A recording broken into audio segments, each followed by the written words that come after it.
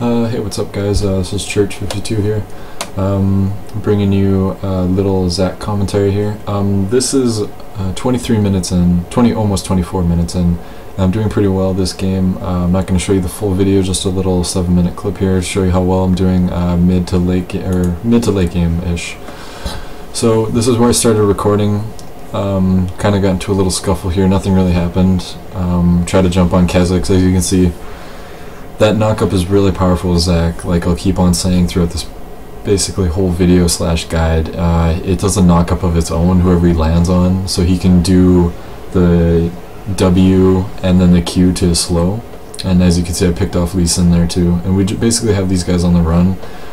They're not too scared of me, which they should be, because they don't do too much damage there, as you can see. And right now I'm 8-3, so I'm pretty fed at the moment. I'm not scared of anything. I don't have my passive up, so I don't want to play too aggressive, but as you can see here, I do have a lot of cooldown. I don't have my boots completed yet because I haven't gone back yet to get them, but that 10% on the Spear Visage really helps your E for sure. You'll probably see later in the video that it's only like an 8-second cooldown when I do end up getting the boots of Lucidity.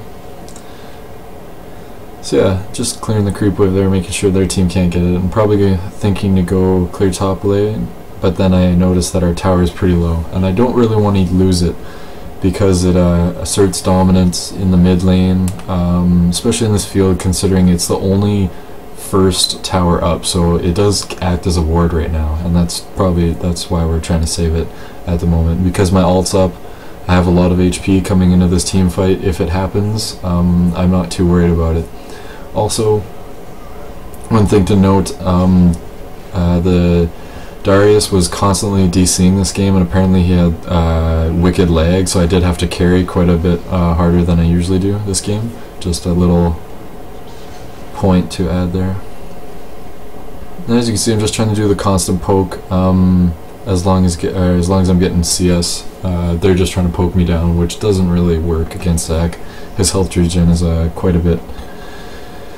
And I noticed, well, it's probably going to go down anyways, so I'm going to go clear the top lane and then hopefully regroup with my team and we can get a push going on.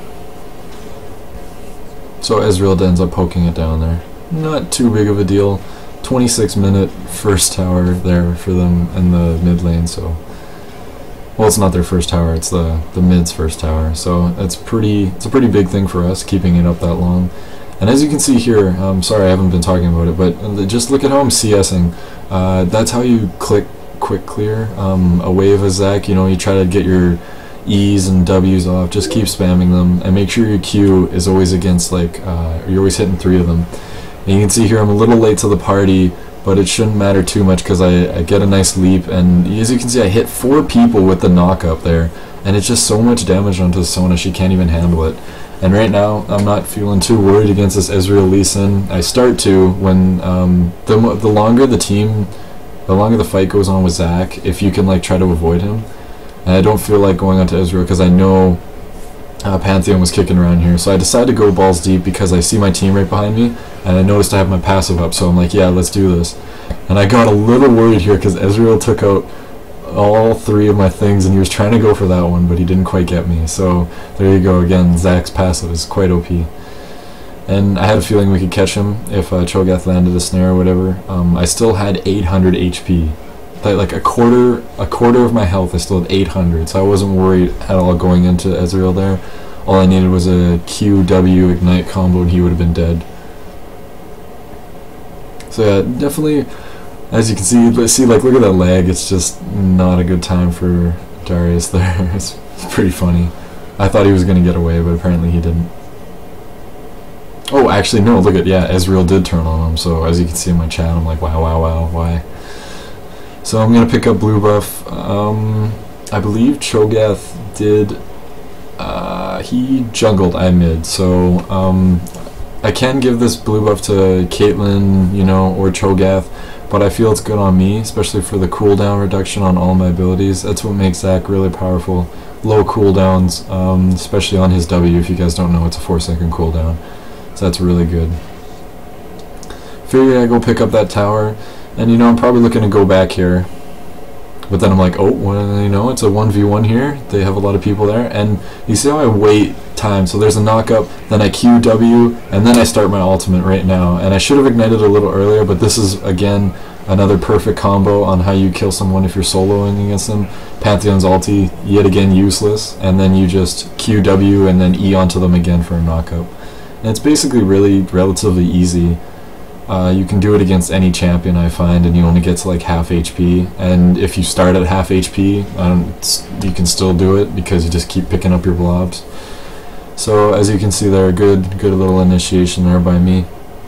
Definitely knowing where their team was, because they have to defend mid right now. So I'm just going to keep pushing instead of going back. I haven't backed in like a long time here, and I have 4k gold if you noticed right around there. That's pretty crazy. I've gotten a lot of kills. I think I was like 6 and 3 at the start of this video, and I've gotten up to 10 kills now. And Ezreal's saying, oh, I better go defend top lane. Zach's being pretty crazy up here, and I decided not to go in on that.